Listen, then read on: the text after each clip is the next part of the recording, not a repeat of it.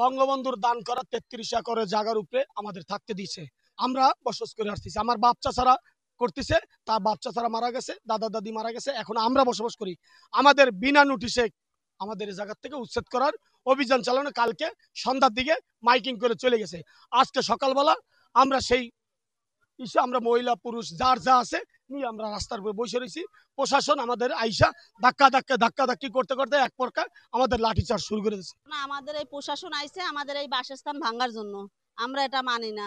আমরা বসবাস করি আজকে 40 বছর ধরে। তো আমাদের যদি এখান থেকে উঠাইতে আমার পুনর্বাসন দিতে হবে, তাইলে আমরা মানি, নাইলে না। আর আমরা মরে যাবো, তো এই জায়গা ছাড়বো না। পুলিশের সাথে আমাদের সুন্দরভাবে কথা বলা হতে থাকে।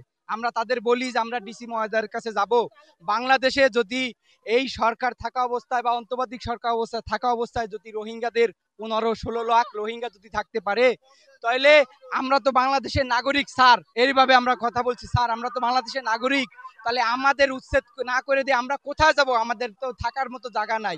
স্যারকে বলছি যে আমাদেরকে, ম্যাজিস্ট্রেট স্যারকে বলছি আমাদেরকে সময় দেন, আমরা ডিসি স্যারের সাথে একটু কথা বলে কি অবস্থান কি করা যায় আমাদের তো একটা ব্যবস্থা করে দিবেন। সেই অবস্থা ওনারা সময় দেয় নাই। এবং আমাদের এই এলাকার যে মাঠের যে মাঠবাসী আছে, মা বোন ভাই যারাই আছে এবং শিশু, এরা সবাই ছিল। এনরা খালি একটা বলছে, আপনারা সরকারি চাকরি করেন, আপনাদের সাথে আমরা কোনো বিভেদ করব না, আমাদের একটা পুনর্বাসনের ব্যবস্থা করে দেন, আমরা এখান থেকে চলে যাই। আমরা কই যাব? আমাদের মাথা গোজার ঠাই নাই।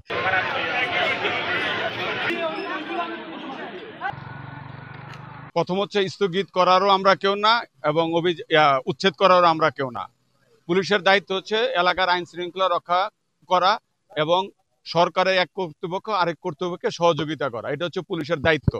আমাদেরকে তারা উচ্ছেদ করবে, তারা আমাদের সাহায্য চেয়েছিল আইন শৃঙ্খলা রক্ষা করার জন্য। আমরা তাদেরকে আইন শৃঙ্খলা রক্ষা করার জন্য তাদেরকে চাহিদা অনুযায়ী আমরা ফোর্স তাদেরকে দিয়েছিলাম।